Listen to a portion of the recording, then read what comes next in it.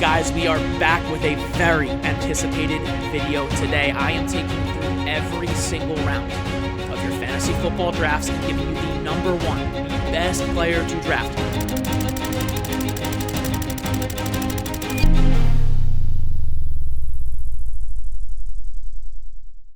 in every one of those rounds. Last year, okay, I was all in on guys like Jackson Smith and Jigba a bit later, Jahmyr Gibbs a bit earlier. We are going to be talking about round one today after all. Chase Brown also a bit later. Trey McBride, I thought he was undervalued. So I really hit on a lot of these, quote, league-winning players last year. Obviously, you've heard of Jahmyr Gibbs, right, before I told you last year that he had RB1 ceiling, or to not worry about David Montgomery. But the majority of people, right, were ranking Gibbs top 15, but not necessarily top 5 like I was, worrying about David Montgomery. And then there was Jackson Smith and Jigba. Oh, Geno Smith can't do 2 wide receiver ones. DK Metcalf's there. Then there were Chase Brown. Nah, Zach Moss is there. They're splitting the backfield. We identified Chase Brown as a league winner based on fantasy points per touch. Trey McBride, okay, we were all in. He was our tight end 1 last year. Okay, so long story short, I'm taking you through every single round. So let's just hop into round 1. And as you guys know, at the end of the video, we will be mock drafting. Once, twice, we'll see what time lets us do, okay? But we will be mock drafting. And round 1, we're not going to spend too much time on this guy. And I'm not going to sugarcoat it. The best pick in round 1, if you can get him, is Bijan Robinson, because he has the highest floor among any running back and still has that best player in fantasy ceiling. He had the highest weekly RB1 finish rate among all running backs last year, week 6 through 18. So 3/4 of the season, okay? Highest weekly RB1 finish rate last year. RB1 in 83% of games. He only had 1 game as an RB2 and 1 game worse than RB3 or worse, okay? So every single game other than 2 that he played, he finished a top 12 running back. When we compare him to other running backs, I see him getting more work than Jahmyr Gibbs. He has obviously more experience than Ashton Genty, my RB3. Less risk historically than Saquon Barkley, who history is suggesting might not have the RB1 overall best player in fantasy season some people are expecting, okay? Less injury risk than CMC and HN, as we know. An honorable mention here, we're going to give an honorable mention, just in case you can't get your hands on a guy like Bijan in round 1 or some of these guys in any round if they're gone. We'll give an honorable mention for round 1, any hero wide receiver. Like, really, it's Bijan, I guess Gibbs too, and any hero wide receiver where you can run the hero wide receiver strategy. I have a video uploaded on that. Check my channel out, okay? Let's get into some not so obvious guys, okay? Now, in round 2 could go a lot of different ways, but my best round 2 pick is Devon Achane, simply because last year with Tua, 22.6 fantasy points per game, most among all running backs. The best running back in fantasy with Tua under center last year. He has the most fantasy points per touch. We talked about Chase Brown a little bit before. That's a very important metric that I love. Fantasy points per touch. He has the most among all running backs over the last 2 seasons. Honorable mentions in this round, I do have Trey McBride and Josh Jacobs. All right. Now, round 3. Chase Brown is the best pick in round 3. He is the clear Bengals running back 1. Last year in that role, he was seeing over 24 total opportunities. That's insane. He was playing 85% of snaps minimum per game, 20.6 PPR points, and was the RB3 overall in fantasy football. So he's supposed to step right into this role again as a 3-down monster in one of the best offenses in the NFL, if not the best offense in the NFL. Burrow loves throwing, guys. They throw more than any offense in the NFL, and a lot of those passes go to Chase Brown. So it's kind of giving me like prime Alvin Kamara vibes, I won't lie, and I do have him as a dark horse to finish RB1 overall. Now in round 4, this player, I skipped the honorable mention. I do have Garrett Wilson in the 3rd round as an honorable mention. I think he's as good, if not better, than a lot of the wide receivers going in round 2. Drake London, McConkey, A.J. Brown. I have him in that tier, and you can get him in round 3. Okay, round 4 is Rashee Rice. Now, I understand Rashee Rice is going in the 3rd round in a lot of places. On Sleeper, ESPN, home leagues, he's going in the 4th. If he's going in the 3rd, I like him there too. If you can get him in the 4th, awesome, okay? Last 9 healthy games played. He was a wide receiver 2 or better in 88% of them, which is insane. That floor is insane. Elite floor. He can challenge for the wide receiver 1 overall in 2025 if a couple things happen. I'm talking the best wide receiver in fantasy if these things happen. He needs to continue to be the clear Kansas City wide receiver 1. He hasn't played in basically a whole season after all, so we need to see how he's integrated when he comes back. The Chiefs need to score more points on offense, so maybe the defense gets a little worse. Doesn't look like it's likely.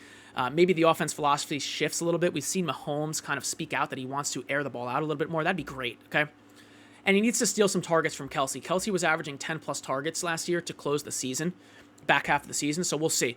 If all those things happen, yes, he could challenge for wide receiver 1 overall. As the honorable mention, I do have a Marion Hampton, okay, with the Najee injury news, but even before that, Hampton is really, really a true 3-down workhorse. We've seen it in multiple years in college, and that's what the Chargers need and want at running back. Harbaugh wants that, so I'm all in on Hampton, okay? In round 5, the best pick, honestly, maybe the best pick in drafts just because of how cheap, right, is Courtland Sutton. I think he is the most disrespected wide receiver in all of fantasy this year. Last year, weeks 8 through 18 fantasy points per game.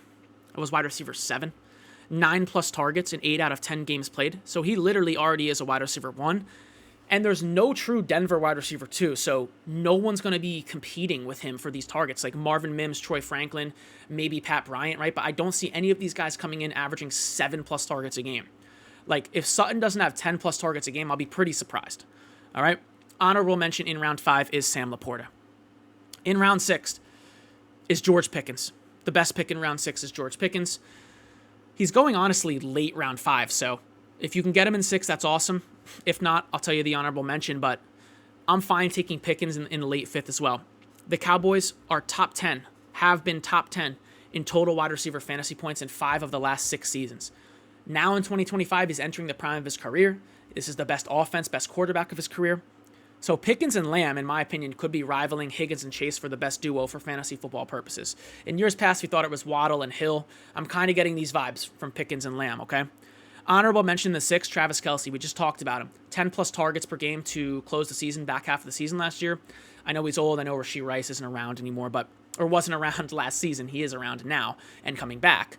I get all that, but this is the best fantasy tight end of all time, Travis Kelce. If he sees 7-plus targets, 8-plus targets from tight end position, like in the 6th round, guys, sometimes 7th, it's a value. Like, he doesn't have to be prime Kelce for you to still enjoy drafting him, okay?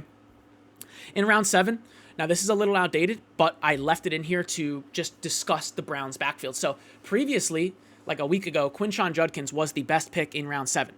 And I'll tell you why, and then we'll talk a little bit about the legal situation. So the Cleveland Browns vacated 51% of their RB opportunities, just in guys moving on to other teams. The RB competition is Sampson, Strong, and Ford. We'll talk specifically about Sampson and Ford. I do view Sampson and Ford now as kind of the lead RBs in the backfield, I guess. I mean, Quinshon Judkins is likely to miss some time, whether it's this year, next year, whatever it is. This really damages the recent allegations, or the arrest, I guess, really damage his value for Dynasty more than Redraft. If you can get Judkins in like the 9th round now, in Redraft, that's cool. I don't think he misses the whole season. I don't know if it'll even be this season. I don't really know, okay? But what it does do is raise Dylan Sampson a lot in drafts. Dylan Sampson's 20 years old. Running backs who are drafted at age 20 are typically very successful early in their careers. Efficient, given more opportunities, do great things with those opportunities. There's a lot of data behind that, okay? Very high percentage of 20-year-old running backs do well to start the season. Now, Jerome Ford is also pretty good. He produced for fantasy at RB2 levels last year as the lead guy in Cleveland. So Sampson and Ford become viable. Judkins, is no longer, the best pick in round 7. So we will go to the honorable mention, who is DeAndre Swift. And it's kind of similar. There's a couple RBs there in Detroit, but Ben Johnson's now the head coach. When he was OC in Detroit, we saw Montgomery, Gibbs. They were averaging like 35 total opportunities between the two of them. So 30-plus running back opportunities in a Johnson offense, guys. In a Ben Johnson offense. And I know he's the head coach. It's going to translate to the offense. We've seen it with like McVay, for example, McDaniels. So DeAndre Swift in round 7 is pretty awesome. All right. Now round 8. Bo Nix is the best pick in round 8. So it took him about 4 weeks to get comfortable in the NFL. And when people are evaluating Bo Nix for this year, they're just including his first 4 games, which, like, honestly, I guess maybe I'm guilty of, like, box score picking, but why would I include 4 weeks where he was adjusting to the NFL, his first 4 games of his career, when they were clearly so much worse than, weeks 5 through 18? So for weeks 5 through 18, from that point on, after those 4 games where he was getting adjusted as an NFL starter, 21.4 fantasy points per game. That's QB6. I'll give you a hint. He's going nowhere near that in drafts, going like QB10. 3 30-plus point games, so he has a monster ceiling.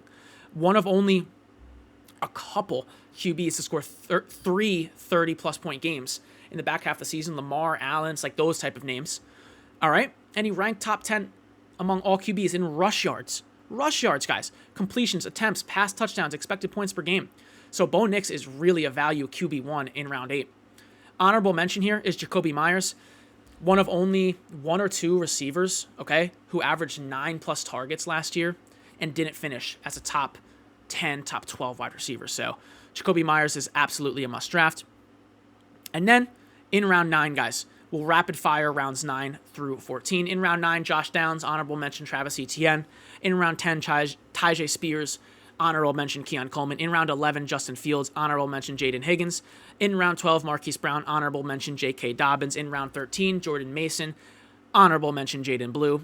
In round 14, Ray Davis, honorable mention Dylan Sampson, who we just talked about. He should be going now in that 11-12 round range. So let's hop over to Sleeper, okay?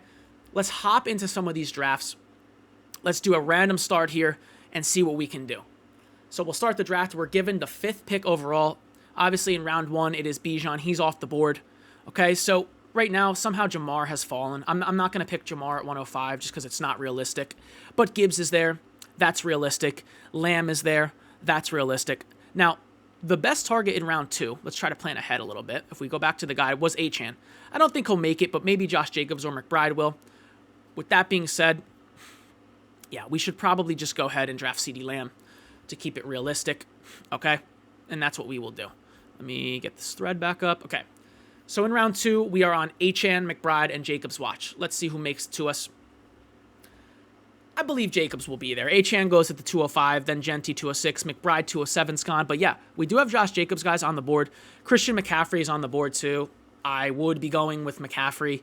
I don't think he's falling this far in real life. So let's take Josh Jacobs. You can normally always get him. Always can get Josh Jacobs in the second. You know, he's kind of going in the top of the third. And long story short, guys, back half of the season, really only Saquon was better from basically week 7 on. I mean, I'm looking at a game log here from week 7 to 16 where there's only one game under 20 points. And looking at the competition in the backfield, Marshawn Lloyd, who maybe, right, we don't really know yet, but Emmanuel Wilson, Chris Brooks, like there's not much here. The offense is good. The O-line is good. We're projecting for 300-plus touches. So yes, Josh Jacobs, strong RB1 there. All right, we're back up in the 3rd round. The guide suggests Chase Brown, Garrett Wilson. These are some guys we could be looking for here in round 3. Sure enough, Chase Brown's on the board. Let's do it. So CeeDee Lamb, Josh Jacobs, and Chase Brown through the first 3 rounds, okay? We're running a bit of a hero wide receiver strategy here, which is fun. Let's see how it goes. We'll lean on Lamb. We'll wait to draft wide receiver until there's a real value on the board. And then in round 4, back to the guide, Rashee Rice, Amarian Hampton are some guys we're looking out for. Amarian is on the board. Rashee Rice is off the board, okay? Let's go ahead and draft our guy, Amarian Hampton. And I will go put my face cam back on. Hopefully you guys clocked those picks there. Okay, perfect. We are back now in the 5th round. Cortland Sutton goes 1 pick ahead of us. I believe he was our pick. He was. We do like Laporta here. We don't have a tight end. Let's take a look at Laporta. He's off the board. Went at the 411 nice and early. His ADP is like 55, 54, if I remember correctly, guys. So it's a bit of a bummer, to say the least. And hold on, I'm just sorting something out here, guys, with my screen. Okay. So in the 5th round, now that Laporta's gone, let's take a look at the honorable mention. Oh, he was the honorable mention, and Sutton was the pick. So crap. All right. We got to make do here. Let's see who is available. Hawkinson is available. Might take him. You know, the wide receivers I don't love. Zay Flowers, Devonta Smith, Olave. I don't love that range. James Conner is an awesome pick, but we have 3 running backs. Yeah, let's just keep leaning here. Let's just keep leaning here on our wide receiver, CeeDee Lamb, our hero, and draft TJ Hawkinson here is going to be our draft. 49th overall ADP, getting him in the mid-5th. I really like what Hawk does year in and year out when he's healthy, just a target monster. Always an underrated player, but produces when healthy, when everything's working, like a very high-end tight end 1. So I'm in on him there. We're back in the 6th. What does the guide suggest? We're looking at George Pickens and Travis Kelce. We don't need Kelce. Maybe Pickens is available. He is not. Okay, so Pickens went, where did he go? 2 picks before us. So as you can see, you're not guaranteed these players. That's why it's like a very ideal scenario, all right? And it is a bit of a less of a draft guide, this post. It's more of a, if you can get these guys, do it, and try to build around them, okay? So at the 608, now we're going to start looking at the wide receivers. We have a tight end. I don't love the running backs, Harvey, Tracy, Pollard. I'm good. Let's take Tet McMillan here as our wide receiver 2. Last season, guys, to close the year, Bryce Young really showed that he could produce, okay? Produce fantasy wide receivers. He was very good to close the year, Bryce Young, a top 10 QB for fantasy purposes. In the 7th, we'll go right back with another. We'll take Jacoby Myers, who made the guide as an honorable mention here. And we're early on him, but that's okay. We're through round 7 and 8. And we'll keep looking here. Going into round 9. We passed up the QB there, but maybe we can still get him in 9. Bo Nix is still on the board. Or this is round 8. So we'll take Bo Nix. And yeah, the team is cooking, guys. Let's take a look at it through 8 rounds here. Very good team. Bo Nix at QB, Josh Jacobs and Chase Brown at RB, CeeDee Lamb and Tet McMillan at receiver, Hawkinson at tight end, Hampton and Myers in the flex. Okay? So now we'll keep going to the wide receiver well. We leaned heavily on CeeDee Lamb. We have McMillan and Myers. That core is certainly weaker than our RBs, so we'll just keep leaning on him. Matthew Golden, welcome to the team. All right, new rookie in Green Bay. Welcome to the squad, Matthew Golden. And I'm probably just going to stay at wide receiver. I think our running backs are very strong. Jacobs, Brown, and Hampton. And this range of wide receivers, guys, Matthew Golden, Darnell Mooney, Keon Coleman, McMillan, Jennings, Egbuka. I mean, there's not a single name I don't like there. So we'll go back. We'll just draft Darnell Mooney. Sometimes you guys have seen me draft Egbuka. Sometimes it's Jennings. It doesn't matter. All these guys are monsters. Maybe we get Jennings here. We do. Welcome to the team. So now we're just high upside wide receivers here. Mooney, Jennings, Golden. And we're just getting them late. In this next pick here at the 12th, we can go ahead and begin to look at a running back. We have Austin Eckler, who was only one of 3 RBs to average over 1 fantasy point per touch last year in half PPR. So that's a big metric in the 12th round. Here and there, you can get some flex value out of him.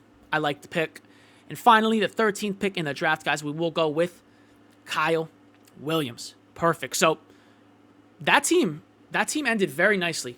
As I said before, Jacobs and Brown at running back, 2 top 12 guys for me. Bo Nix at QB. Absolute value in draft. You have CeeDee Lamb and Tet McMillan in the wide receiver 1 and wide receiver 2 spot. We have TJ Hawkinson at tight end, Marion Hampton and Jacoby Myers in the 2 flex spots, and they're balancing right in. All right. Moving in for those guys at flex, Matthew Golden, Darnell Mooney, Juwan Jennings, Austin Eckler, Kyle Williams. Now, guys, one thing I wanted to mention is with this kind of guide here of best pick, right, in every round, a place like Fast Draft, where check the link in the bio, guys. Use code NOEXPERT when you're signing up. You get $50, up to $50 deposit match. This is the best place to draft best ball. I prefer it to other best ball outlets because it's 10-team drafts. It's a 3rd round reversal. It's very fair. You can draft really good teams.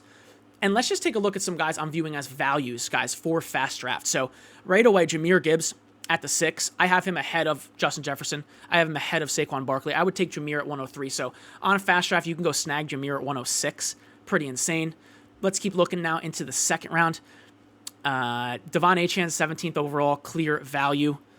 I love Trey McBride at 21 overall. That's awesome. Jacobs and Brown in the 2nd round. 2 great picks. And there's Rashee Rice, guys. 1st pick in the 3rd round. So he's going to be tough to get your hands on. If you can, I do like the pick even that high. JSN at 30 overall on Fast Draft is a value. So like when I draft my team over here, it's so quick, hence the name Fast Draft. You just draft real quick.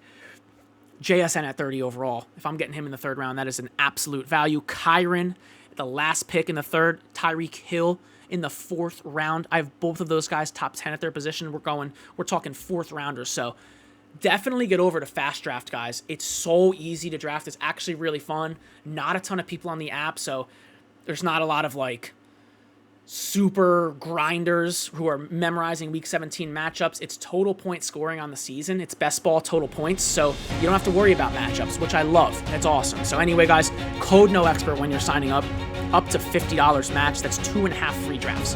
No brainer. But anyway, guys, I hope you enjoyed the video today. I will catch you next time. Peace.